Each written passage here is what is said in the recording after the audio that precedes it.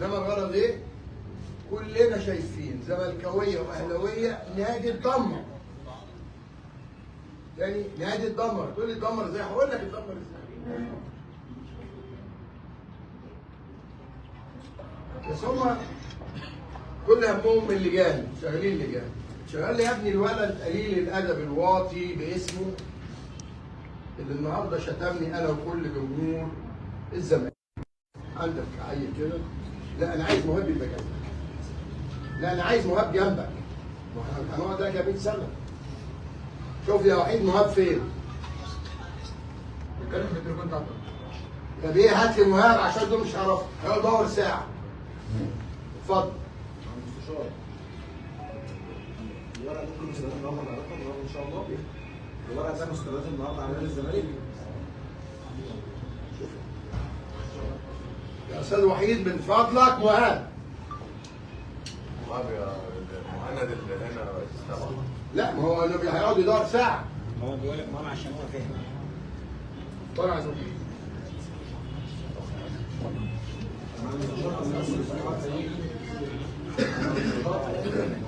شفنا كده صوره شفنا صوره حضرتك على الجهاز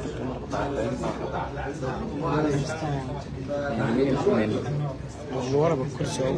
بعد ما نخلص حسن يلا وحيد شوف لي مهاب فين يا اما عنده حاله وفاه يا ريس مهم. هو راح فين يا عم؟ احنا هنقعد ساعه كده. لا لا لا ستوب يا ستوب. شكرا.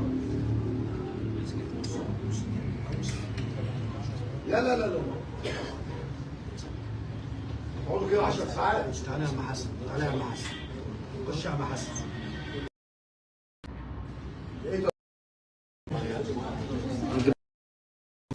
اللي منهم 60% بيقبضوا و20% بهايم زي البقر كده على العنون كده بتاع صدر الزاويه. ورحمه امك ثانيه واحده نجيبك من اسكندريه من الكتف. جمهور اسكندريه جمهور الزمالك لما يكون 60% ايه بيقبضوا؟ ولا 20% مالهم بهايم؟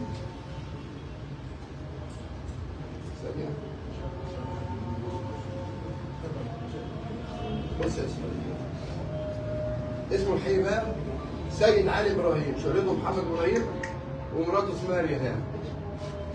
مش هسيبك انا لو انت ريهام مجرم. رقم تليفون 011 45 66 7311. تاني رقم تليفونه 011 45 66 7311. ده مين بقى ساكن فين؟ الكلب ده برهان. ده تمام. ثانية واحدة يا ريت. أنا مش بهزر. عايز تهزر تهزر بره. معلش اتفضلي بس. ايوه. هو اللي قال والله. لا معلش. مكان محترم مكان محترم محترم محترم. اتفضلي بره باللبانة بتاعتك. مش مشكلة هديك لبانة دي.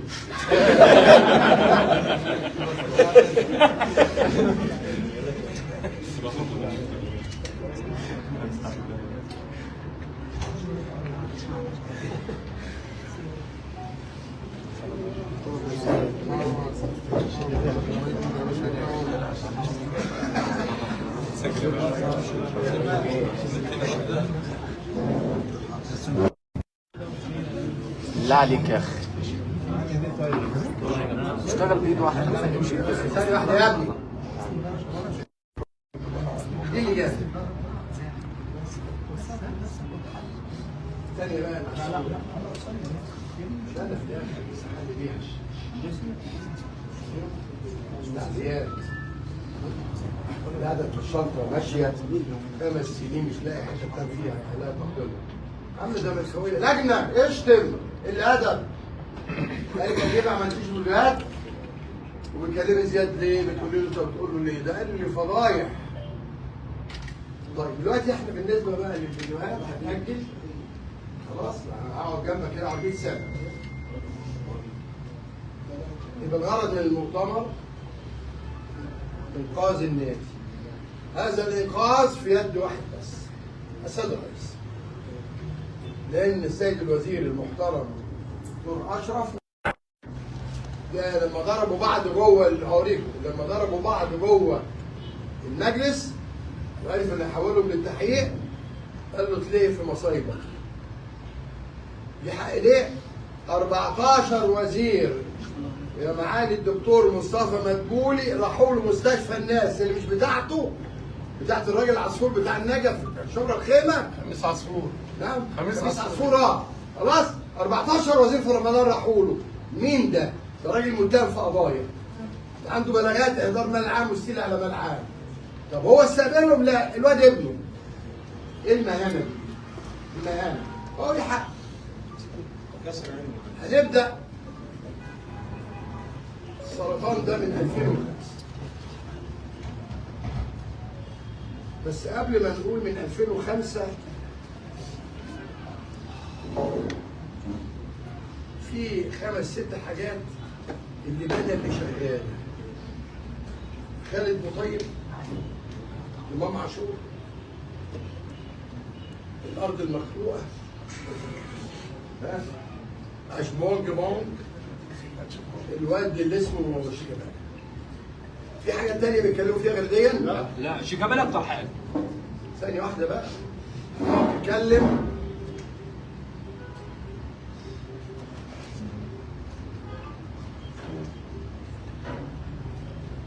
دول 5 6 حاجات اللي بيتكلموا فيها. يا سياده الريس، هو رسالتك ان الناس دي احضروا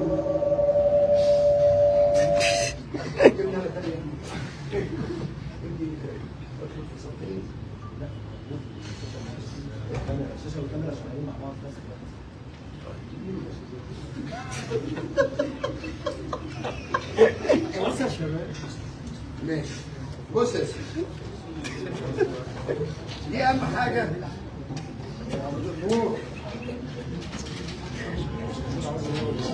بالورق ضياع ارض 6 اكتوبر، بالورق ضياع ارض مرسى مطروح بالمبنى، احضروا في قضيه كهرباء 130 مليون بالمستندات، احضروا في قضيه البنك التجاري عشان عمرو الجنايني دلدول عباس، اقول لكم ازاي دلدول طول عمره دلدول، احضروا حوالي 110 مليون. طب احضروا ايه في اللعيبه؟ قاعد مع صاحبه اخوه ده اسمه ايه؟ مش فاكر اسمه. تمام؟ قال له اول واحد يقول لي مين؟ محمود الجمال. مش عارف. احترامي للسيد جمال مبارك وانت حضرتك انا مش عارف. لكن مش ممكن يا جماعه ارض ضاعت انا اللي جايبها. تاني انا اللي جايبها بفضل ربنا من المهندس ابراهيم سليمان. مكانها هي كانت مول العرب، دلوقتي اتعرقوا وسابوها. رحت تاني عملت خناقه، جبت 100 تقريبا 29 فدان اللي هو المكان اللي موجود دلوقتي.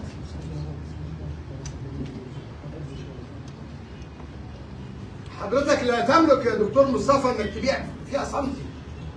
مش بوريك الجواب اللي طالع دلوقتي.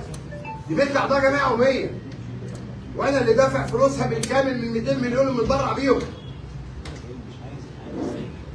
ازاي حضرتك عايز تقتطع 10% يعني حوالي 29 فدان عشان تديها لطارق خالد يوسف عامل شركه اهو، هاني بيرزي وهاني شكري وعمرو الجنايني ولسان ونادي 6 اكتوبر. ده لازم جمعيه عموميه، والجمعيه العموميه توافق. وانا عندي ناس هنا من الجمعيه العموميه موجودين. وبعد الجمعيه العموميه يتعرض على مدير الشباب والرياضه اللي مش شايف حاجه، الصبروت ولا كانه موجود. وبعد الصبروت تتعرض على السيد الوزير الشباب والرياضه، الاداره المركزيه العليا توافق. كل ده في ثانيه يطلع جواب تخصيص 10% مساكن لمين؟ طب والاعضاء؟ اقول لكم المشروع معمول ازاي؟ صالات كاراتيه وجودو وجمباز وحصنه وسباحه وتنس ارضي، كله في بلد. وانا بقول للرقابه الاداريه المحترمين شوفوا ايه ده؟ مين اللي ورا المشروع ده؟ والواد الكذاب طارق يوسف. هو التاني كذاب. مصطفى مدبولي جزمته انضف منك. وبطلوا بقى تخوفوا الناس، اصل ده الدكتور مش عارف مين، اصل ده ابن مين، كفايه. الارض دي ملك اعضاء الجمعيه العموميه. مش ملك حد. ولا يملك اي مسؤوليه. هوريها لكم دلوقتي. يبقوا فكروني نمرة واحد ارض 6 اكتوبر. كده كده هنا عشان ايه؟ بص هات قدام كده هشيله مني تعالى صور فيديو. انت يا ابني كل صور فيديو ما فتحش لك من لا انا ما فتحش من ارض 6 اكتوبر اهي. باذن يا ابني. دي هما فيديوهين. فيديو افتتاح وفيديو الجماعه بتوع الجهاز السيادي وفيديو حطه قدام مازن. اكتوبر بعد حطه قدام معلش مش هيقطع عليك. مش هيقطع عليك. حطه قدام هنا. هيقطع علينا يا جدع. مش هيقطع عليك والله. انت هنا. انت يا ابني هو في ايه؟ هو جوز امك. في ايه بجد؟ يا عم اهدى شويه بقى. اعمل لي النادي الاول. يلا. ادي نادي 6 اكتوبر يا كدابين. علي. يا فوضى. بلد فيها قانون، فيها رئيس جمهوريه، فيها اجهزه رقابيه. ادي نادي 6 اكتوبر التصور اللي عاملاه الشركه السياديه.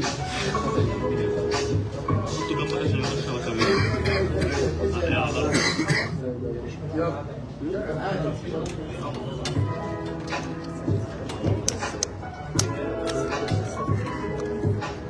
فيها اجتماع مع الشركه، اجتماع مع الشركه الموظفه الكوره، بعدين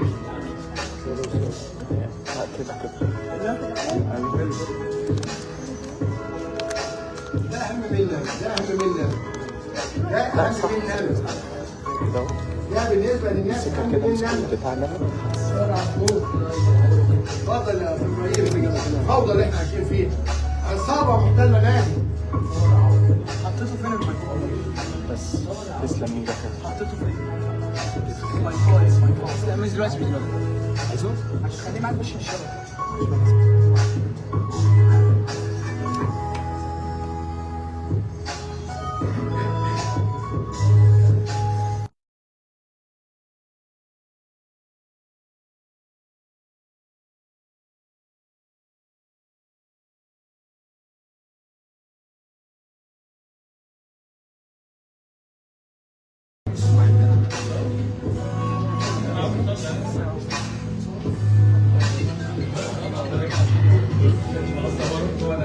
خلاص يا ابني.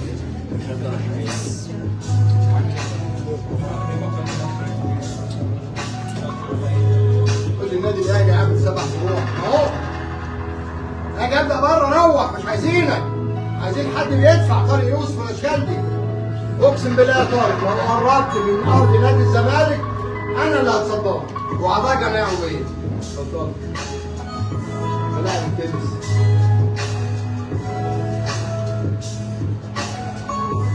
نادي عالمي. ده نادي عالمي. انا نادي عالمي يا طارق. يا نبيل ابعد عن النادي. خربت وخرب بيتك. انت واللي مساندك واللي جابك. اتفضل. تاكل هديه. بلاش قرف. حاجه محترمه.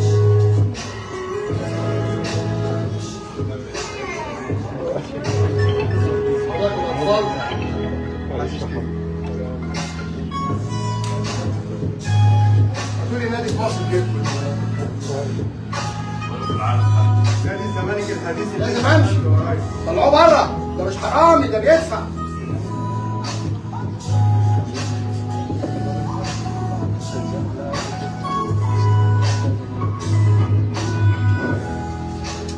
شكرا.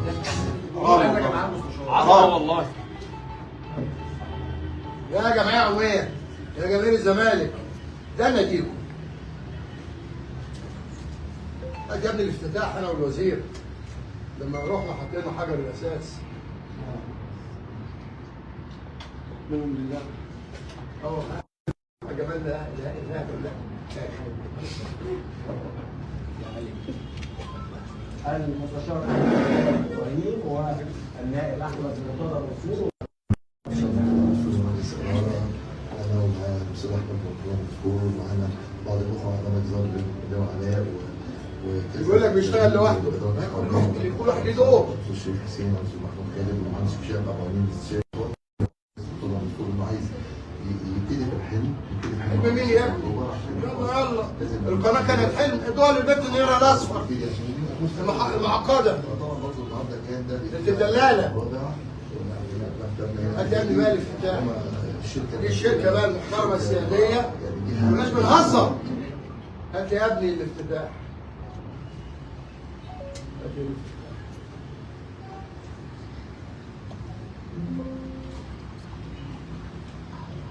هتلاقي صورة الدكتور أشرف.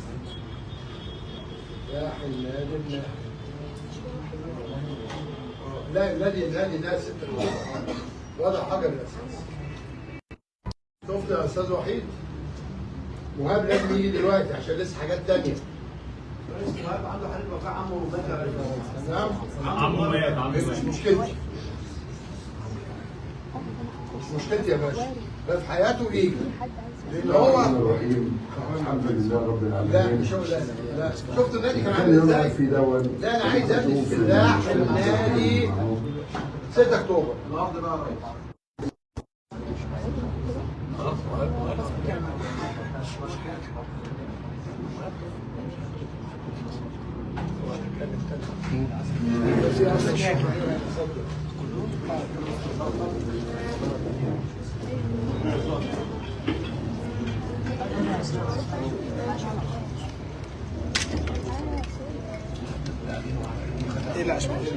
بعد طيبه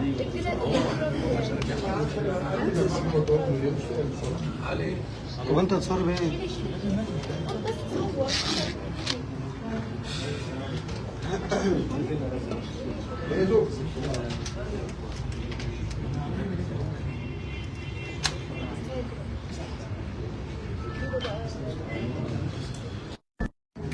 خليها على كده مكانه زي ما انت كنت حاطاه.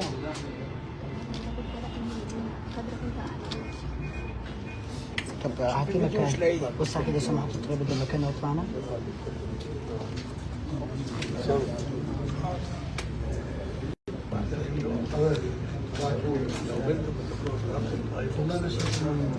امسك يا عم امسك يا عم.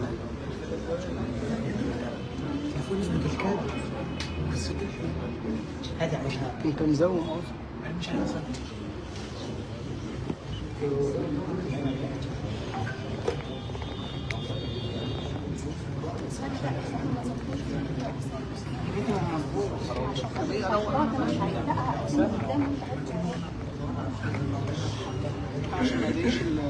طلعوني كده استنى.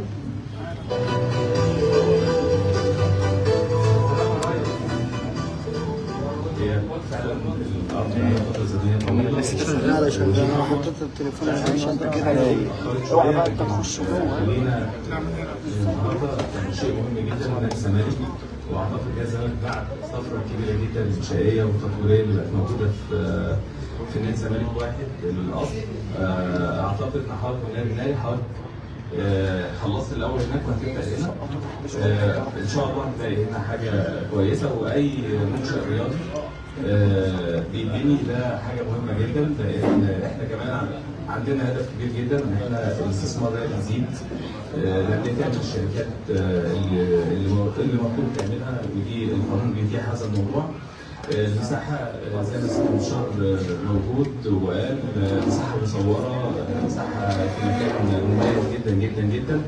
انا عارف ايه اللي هيحصل هنا مش شايف النهارده شايف اللي هيحصل في السرعه وشايف اللي هيحصل الفتره اللي جايه في الشكل زي ما حصل في الزمالك السابق. الفرع الرئيسي ان شاء الله زي ما بنفتح النهارده 6/7 الحمله الاساس ان شاء الله هتيجي قريب جدا على اول منشا واللي بعده واكيد مع الشرع عنده تصور ازاي العضويه وازاي تكون موجوده والقانون يتيح حاجات كتيره جدا جدا. طبعا على وقفته مع نادي الزمالك رغم الاهلاوي وكان بقول لك هو في ناس الزمالك لا ولا ملوش لا طلع كلامه صح. راجل شريف محترم اشرف من اللي اتهموه كتير.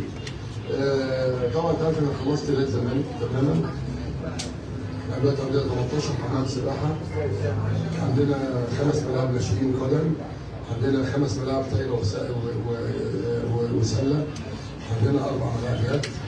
السنتين اللي كان موجود الدكتور كمال درويش سميها باسمه والمهندس حسن جدد تهديدهم عشان يعملوا جديد 32 حديقه، صالات جمباز، دلوقتي سكواش، سنتين كاراتيه، صالات جودو. كان لازم يمشي. كان لازم يمشي. يا اللي جايبهم كان لازم يمشي. عشان مش عارف تقدر عليه. ويمشي ازاي نحبسه وبعدين نعزله وبعدين نهدده. لو استمريت هنحبسك تاني. يا زملكاويه. غصب عن محافظه الجيزه والسوق الحرب غصب عن محافظه الجيزه. كان فاضلنا المشروع العملاق الاول. الارض دي على فكره كان مكانها في مكان مول العرب، لكن تقاعس المجالس السابقه اتاخدت تقاعس ايه؟ مفيش فهيئه خدت وزير الاسلام فانا رجعت 120 فدان في حته ثانيه، مشيت برضه ما دفعوش. لغايه ما انا قدمت طلب رساله رئيس الوزراء مشكورا اداني 128 فدان لقيت 28 فدان دول احنا دافعين على فكره الفلوس دي كامل دلوقتي. يعني ده النادي الاشقر شحاتين ولاد الكلب. عملنا دوت هو مشروع جامد استاد خاص جاهزين على استاد 75,000 ودي بقى طبعا نخش على النهارده عيد هنبدا بمجموعه ملاعب للناشئين، هنبدا بمجموعه حمامات سباحه وملاعب طايره وجاز وسله، وهنعمل هنا ملاعب سكواش. الاول دي هنعملها بسرعه ملاعب سكواش وجمباز وصالات جودو. دي ودي الثوره دي هتبقى البدايه مع الزمالك الشغال بحيث ان ولادنا مش جديد في كل البلد وفي كل ولادنا اللي بيلعبوا يعني رجال في السله والطايره. احنا جايبين الشركه اللي رايحه امبارح قررت دي ست الانسان بس الولاد من هناك في انا مستعجل دي الداخليه السبب 34 مكالمه هم استخدموا الوقت. سيد رئيس الجمهوريه استلم بناء على مكالمه منه الشيخ خالد عبد العزيز فضيحه. سيد رئيس الوزراء استلم نسخه رئيس الوزراء راحت للسيد وزير العدل، راحت الرقابه الاداريه، راحت المخابرات انا راحت قبل انا مستعجل انا مش ما تحطوش المؤامره الحقيره مدفوعه ده طبعا لائحه بتاعتك واي لائحه بتقول على النادي نمره واحد ركز معايا يا دكتور الا يكون صدر ضده حكم جنائي في النهايه. لو واحد صدر ضده حكم جنائي في النهايه شكرا يا باشا مش النهايه لان الشرطه القضائيه مستمره. مجدي حجاج كريم بدر الشهيد مجدي العتال صدر حكم احكام جنائي بحبسه سنه قضيه تزويد المزور وقلق في البورصه لابنه اللي هو هاني العتال. خلاص بصرف النظر بقى انهم زور ده زور فلوس الاداره والواد زور يا جمعيه عموميه هنا ليكم وده رئيسكم مش كده؟ بس انتوا سلبيين قوي عاملين كده خايفين من ايه؟ من 12 عيل في النادي؟ مين حسين نبيل ده؟ مين العيال اللي معاه دول؟ هتشوفوا عاملين ايه؟ هات يا ابني النادي النهري قبل لا النادي النهري قبل عشان يشوفوه وبعدين النادي النهري بعد وبعدين لما برضه جايين يهدموا النادي بتحريض من ممدوح عباس وعصابته مرتين. هات يا ابني النادي النهري قبل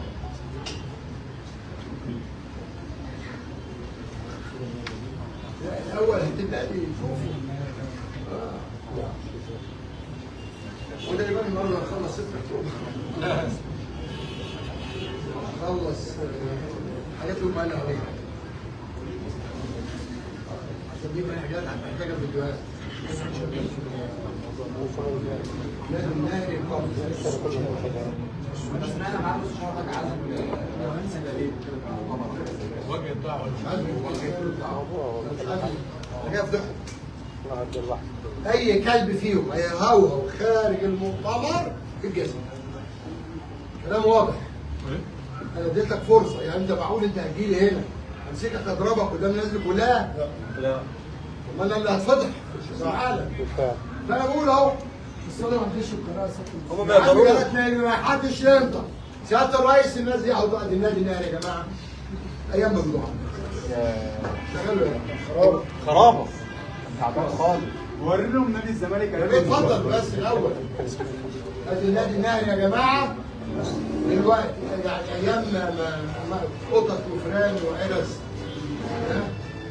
كان لازم امشي. اتنطط لنا بقى في البلد. الناس ما بتحبش النظافه. لازم يا ابني بقى. اتكلم براحتك. مرتين عندك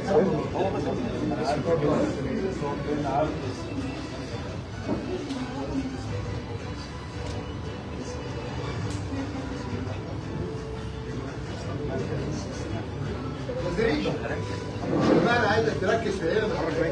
اسماعيل ايه؟ ده كوبري رايت يا ريس. كوبري رايت عايز يزيد.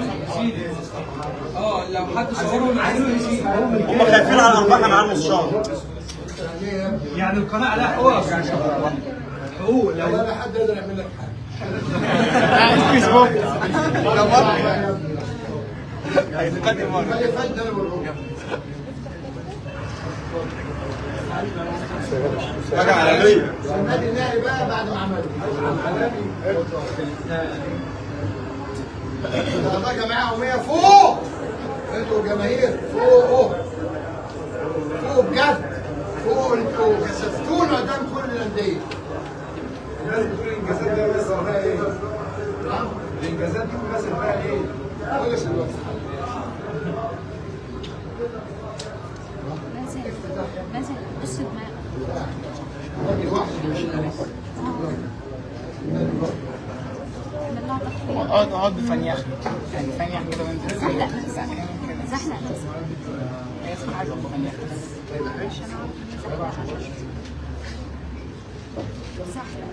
ابعت الفيديوهات دي لواحد فيكم وانتوا بعتوها بقى وحطوا الصور ماشي بعد واحد كانوا بيقولوا بعد نهايه المؤتمر ان حد عضو من مجلس الاداره من افريقيا عضو مجلس الاداره زمان بعد اخر المؤتمر عايزين نعرف صحه الكلام ده.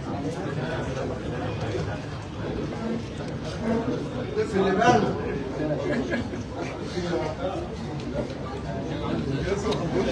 انا هبعتهم لواحد وانتوا بعتوهم لبعض. بعتوا الاستاذ ابراهيم يا فندم اوليه. الاستاذ ابراهيم اوليه. ابعت الاستاذ ابراهيم اوليه وانا ابعته بالمذاكره. يا ابني لا النادي نفسه غير كله عماد اللي كده يا عماد ما يتدير شويه. شايف انا من علامه انت مع الكلمه ايه اللي جابك دكتورك يا علامه.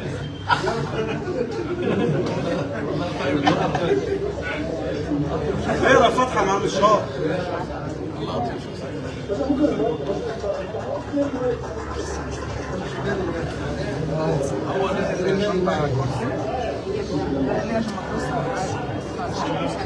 فين الاعضاء؟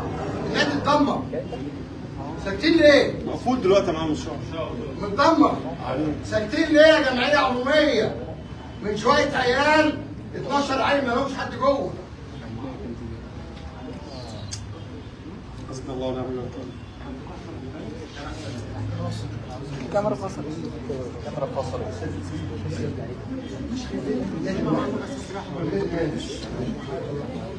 ده سنه كام ده يا معلم استشار؟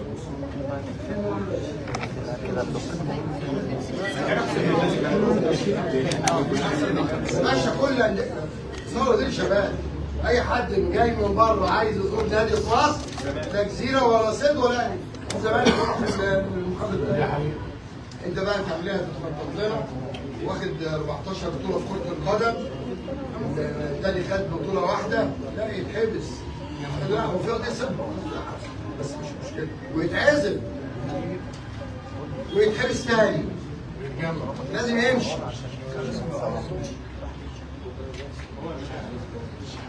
حضرتك شايفهم اعداء لنادي الزمالك اصلا؟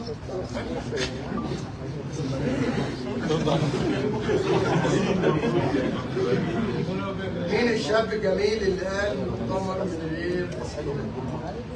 عنده شجاعه زي عماد شكلك وحش. قول يا عماد، قول يا عماد، قول يا عماد، قول يا عماد، قول عندك شجاعه. قول عندك شجاعه. قول يا عماد. مش عارف حاجه. جنب الجنب شايفين. طبعا انا هختار بعد ما اخلص كويس تمام. هاجي المؤتمر عشان هو المؤتمر كله ايه؟ فيديوهات. عن المستشار. عن المستشار. نتكلم من غير فيديوهات. ناخد القضايا يا ريس. هنتكلم في هل الفيديوهات من المؤتمر الجاي في المستشار؟ لا دي كانت حبيبته وحبيبته. لو عايز تعرف الصح اعرفه من صاحب محمود عبد العزيز من 78. هو كان في صوره مع حضرتك متصور؟ ايه صاحبي واخويا وحبيبي ويا ما حاولت اصالحه مع الست المحترمه بنت زويد والولاد كانوا صغيرين. لكن بوسي مش مراته. طب تعليق يا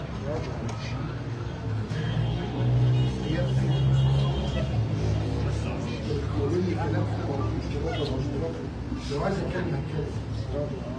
كل الهجص اللي انت شايفه دوت ملوش لازمه.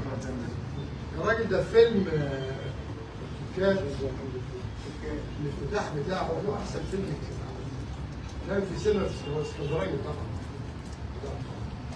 جدعانه عمار كل يوم الله يرحمه. فات عليا في بيتي في شارع سوري خدني بعربيته ورحنا شفنا الفيلم. قال لي هشوف وشك. الحمد لله فيلم كسر محمود ده انسان جميل. عايز اقول لك حاجه كل الفنانين اخف دم فيهم كلهم صح.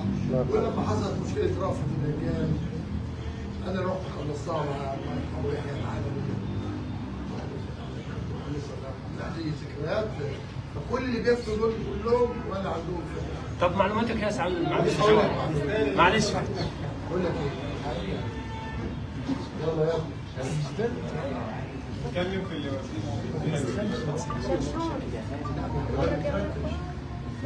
الزيب اللي فيه فيديوهات في المؤتمر يعني كمل بس الخبر عشان مين؟ عشان الاخ يا ترى يا يوسف من يا رب جبتها منين؟ تاني منين؟ اوعى تتكلم باسم المحترم دكتور مصطفى مدبولي. بحذرك. تاني بحذرك. وكل الاجهزه الرقابيه بتشوفني وانا بتكلم. تيجي بقى ايه؟ 6 اكتوبر. انا يا ابو باشا. طبعا انت برضه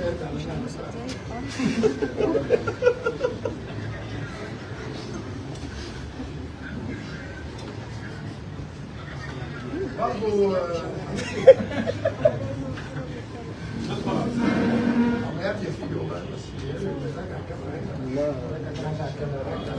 هم فاضيين 20. هم دلوقتي بقى انا دعيتهم يجوا عشان لو معاهم استاذ ضد دي يبقى اي اعلامي مرتشي مأجور في القنوات المأجورة. دكتور مات؟ لا اتنقل للمستشفى. راح المستشفى دلوقتي. مين ده؟ سيد نجيب. ربنا يشفيه. باشا مات في الموت ولا في المرض. الوحيد اللي انا دعيت عليه علشان ده مدمر البشريه. في حلقه كامله عنه. حضرتك بعد العيش يا اسلام. في ناس بتشمت يا بعض الشهور. في ناس بتشمت. في القاضي يعني انا احمد موسى رابط الخلاف اللي بيني وبينه لما اتقال الحمد لله على السلامه. لا في ناس النهارده من الاخوان شمتوا في القاضي الله يرحمه شيرين. شعبان الشامي. مات النهارده والناس كلها كومنتات سلبيه عليه بتدعي عليه يعني. عارف شعبان ده كان الجون بتاعنا في بيت الحقوق جامعه عين شمس. كان فاتح مؤسسه كبير.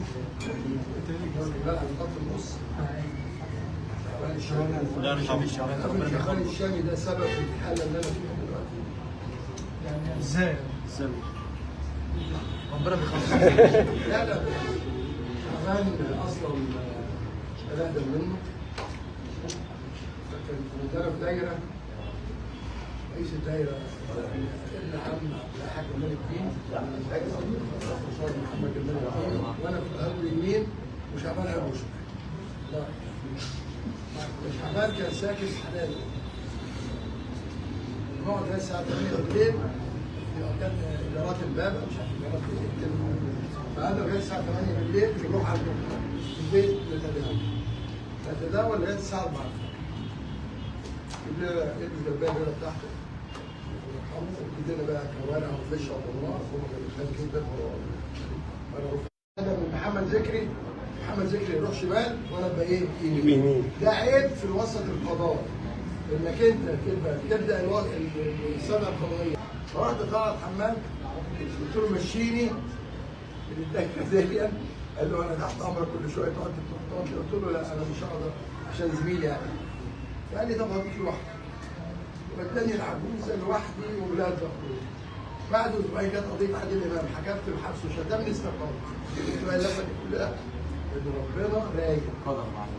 بالك؟ وانا دايما اقول لاولادي لو احنا كنا استمرينا مش هنكتشف في حياتي. لو كنا استمرينا في القضاء مع احترامي للقضاء، تمام؟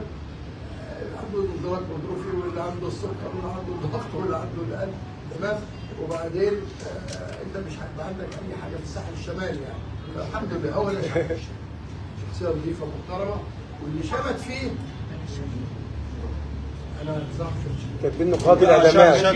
لا ده كتير جدا يعني. شبكه البوست اللي هو كاتبين قاضي الاعدامات في تعليقات كلها عباره عن شبكه القاضي. هو على العموم شعبان الشايخ قاضي انا مع بعض من انظف القضاه، لاعب كوره كان فاشل. الراجل بيكون فيه على طول، هو كان بيكون بيفعل. تمام؟ الله يرحمه طبعا. هو عشان تعرفوا ان هو بقاله حوالي سنتين ثلاثه مريض، جات له جلطه جاله شلل. بالك؟ هو ربنا افتكره في الوقت المناسب. اي حد يا جماعه بيشمع هو بالنسبه لي اخوان مش كده؟ حكم على مرسي بالاعدام. نعم؟ حكم على مرسي بالاعدام.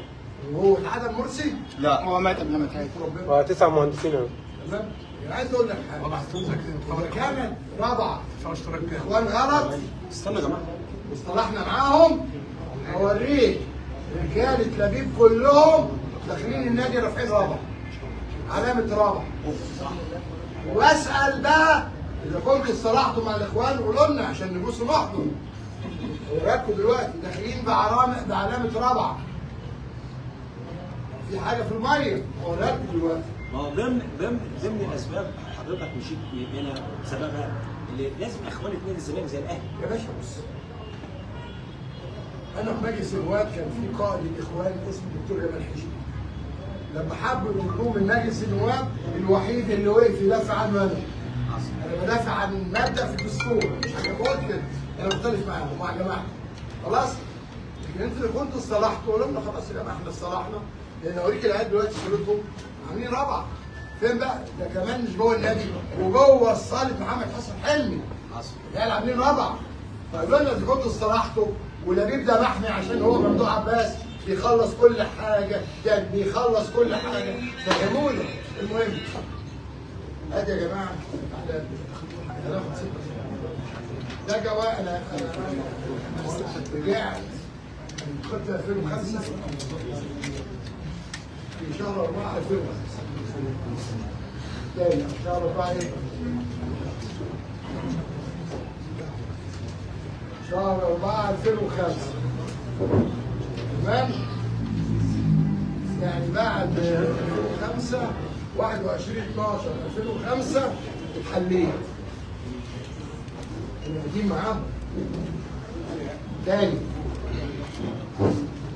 تم انتخابي وكسبت الدكتور كمال درويش اللي كان رئيس النادي في ابريل 2005.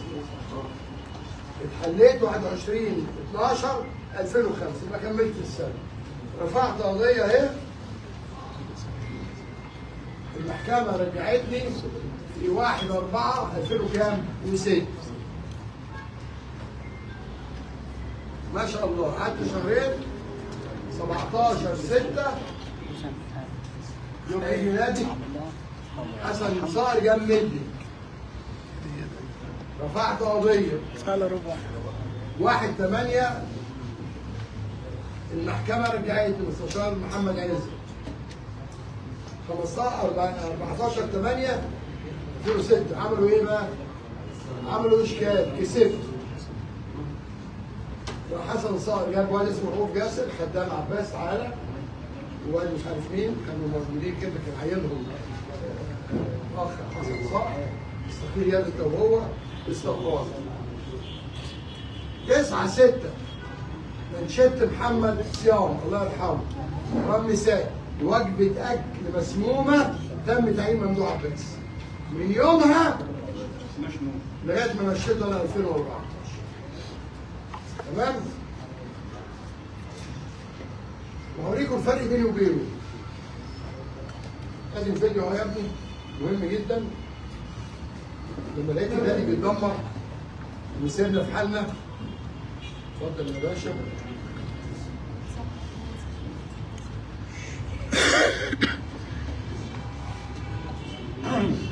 مش هتقول مين؟ الفرق بيني وبينه مش هتقول مين؟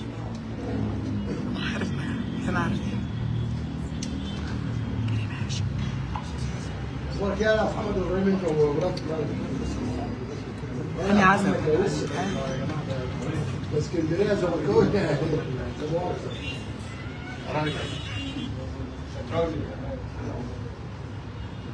ريس زملكاويه امريكا اللي بيتابعوك دلوقتي باعتين لحضرتك التحيات. بلغ سياده المستشار رابطه مشجعي الزمالك في امريكا بتحييك يا ريس. مش هسيبكم وهو قال هم اللي عطلوا زيزو ودخلوا السفاره وجابوا استفسار ازاي ياخد تاشيره وهو على قوه نادي الزمالك. مش هسيب ترامب. بقول لكم مش هسيب ترامب. اقول يا ريس براحتك. مش هسيب ترامب. مش هسيب لكم ترامب برضه. المصريين كلامهم انا بس عايز اوريك حاجه بس عشان تعرفوا بين اللي بيحب المكان واللي بيدبر انا بقيت يا جماعه حجوزات قله ادب وحدس وتشهير. هاتوا لي قناه من القنوات الوسخه اللي استضافت العيال كلها كل يوم يكذبوا. خلاص يا عماد. يا عم اهلاوي ولا زملكاوي احنا موتوا. ضربوا بالراس اعدموا. ما ربنا موفقهم. من يوم ما مشيت سنوات يسموها ايه شهر؟ احنا السنه دي مش هناخد حاجه. لا سنوات ضوئيه 100 سنه دلوقتي. انا مشيت 2005 كنت واخد 5 ابطال دوري. رجعت انا لسه الخمسه. ثواني لسه هرد عليها عشان اقفل واطلع. لجان الوسخه بتجيب. العيال الصيع اللي بيجوهم وكلهم جايين بالفلوس. يا ريتهم دفعوا حاجه. اوريك بس انا حاجه دلوقتي.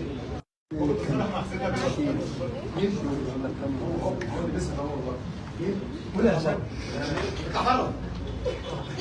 الاسماء النكسه دي مش هنا عندي. هو الاسمين بجد اوعى تجيب اسم دمر نادي الزمالك عندي. اوعى. ورقص عند البيت ارقص. مين؟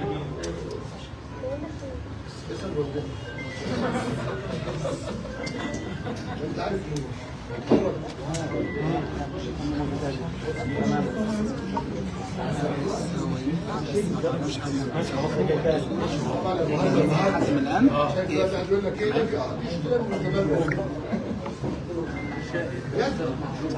انت مال امك؟ ده الوحيد اللي بيحترم الصحفيين وبيقابلهم وبيتكلم معاهم هنا.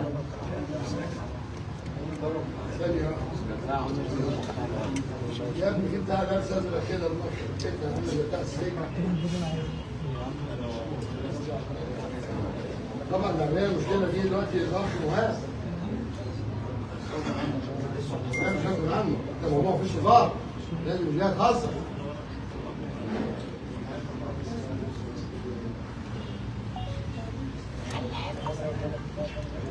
لازم مش جاي تهزر يا باشا. هو الوحيد اللي انا بديله الحاجات كذا عنده ظرف قهري ده بتاع الاهلي كده يا ريس. كل حكام اجانب بنعيط برضه. انا عايز واحد يبقى مبدا كده.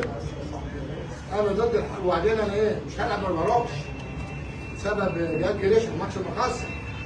ما رحتش ماتش الاهلي اللي هو في 2020 مش كده؟ اخد قرار وانفذه. كل كان هو السؤال هو لبيب انسحب ليه من ماتش الاهلي قبل ماتش سيراميكا؟ ليه؟ حد يجيب لي سبب. هو كان بيلاش المؤجلات، كان ده سببهم. طيب والمؤجلات اتلعبت؟ لا ما اتلعبتش ورجع. عايزين برضه نسألك على القرار بتاع ثانية واحدة. ثانية بس. حد الاهلي. حاجة اهم من دي. والجد بتطلع.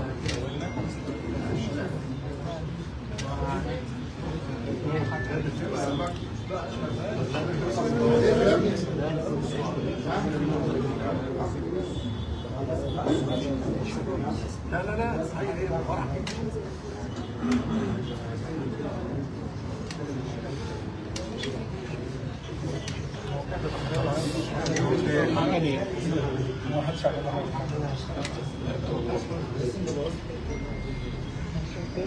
شفت شتان بين هنا وهناك. خلينا هناك. ايه؟ انا عايز اجيب الجو اللي كل الشيء. سلام عليك. والله العظيم انا استاذ انا ندوه المره بتاع سوزان في الزمالك.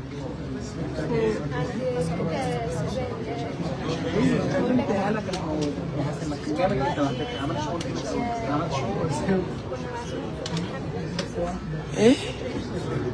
خدت واحدة؟ أنا؟ ما هو يعني أنا ما أعرفش أنت أنا هنا مش هيضايقك في حاجة، بس أنت دايما فكر إن كل حاجة هتضايقك. فاهم؟ مش فاهم الصراحة. من 8/2006 لغاية 2009 ممدوح بس راجع. تعيينات. عملوا انتخابات 2009 هنتكلم فيها بعدين. مش الزورات. اثبت بقى. بره يا مزور. الموضوع حمدي بقى لما جاب كشفين اللي كشف فيه 2000 ألف وقال لحمدي خد يلا زور ده. فحمدي افتكر يزور ده يعني يكتب اسمه هو. ثانيا محمد علي يكتب حمدي. ليلى ابراهيم يكتب حمدي. المحكمة تكتب اسمها ستات. يكتب اسمه حمدي طردت. سيبه دلوقتي لسه لما رجعت بقى لازم كده. المهم ده جواب جاي 2013 لممدوح عباس. يا عم طب اطلع معلش اطلع اهو باين كده اهو. اقرا على مالك اقعد واقف. لا ما هنا الناس هنا والناس هنا والناس هنا. مش بالظبط اهو اقراه لك وبصوره اهو. المهندس مجدي حسن فرحات رئيس الجامعه ايه؟ هو كان ممدوح بس طالب يقسط. قال له يتعذر تأديب سداد القسم والصحات واعتذر لمده 6 اشهر دون حساب فوائد و5 رفض. تمام؟ رجعت انا بقى اول حاجه عملتها جديه. لا عارف يا جماعه المهندس المشاري 7/9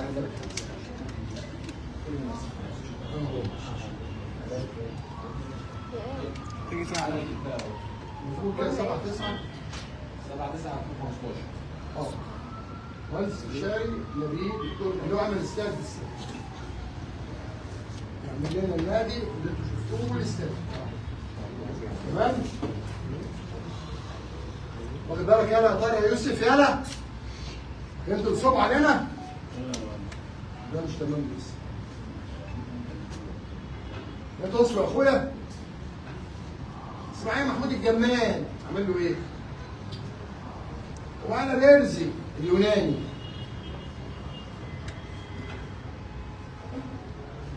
يعني بيعملها دي مولت نفسي حد يدوقها كانت وحشه قوي. ها؟ كسب من الزمالك لما جه الاسهم بتاعته يا ابني انت فهمت ازاي؟ الجمهور كله راس كان نازل يشتري. الناس كانت بتجيب الكراتين وكتاب الله يا ريس. عشان هيدعم الزمالك ده ويدوس بالله. بجد؟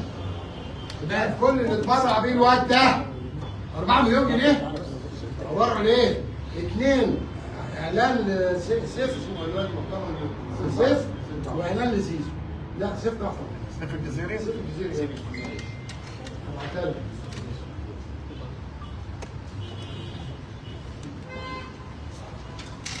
فاكرين القاضي الاثنين اتخانقوا على الطفل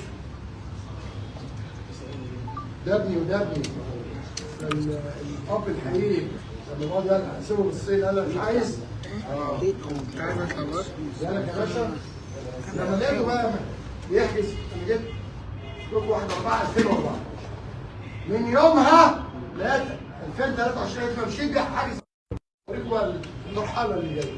فانا لما زهقت كان عندي مشوار في اتحاد الكوره لينا فلوس وانا لازم من باب الاتحاد